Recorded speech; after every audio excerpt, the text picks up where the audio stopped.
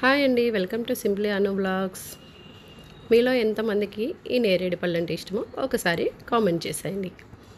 కొన్ని ఏరియాల్లో వీటిని గిన్నెకాయలను కూడా అంటారు. ముందుగా ఈ నేరేడు పళ్ళని శుభ్రంగా వాష్ చేసుకొని ఆ వాటర్ అంతా తీసేసి కొన్ని నేరేడు పళ్ళు తీసుకొని దానిలో కొంచెం సాల్ట్, కొంచెం కారం వేసుకొని బాగా కలుపుకొని తినండి. చాలా బాగున్నాయి. నేను ఫస్ట్ టైం ట్రై చేశాను. నాకైతే చాలా బాగా నచ్చినాయి. మీరు కూడా ఒకసారి ట్రై చేసేయండి.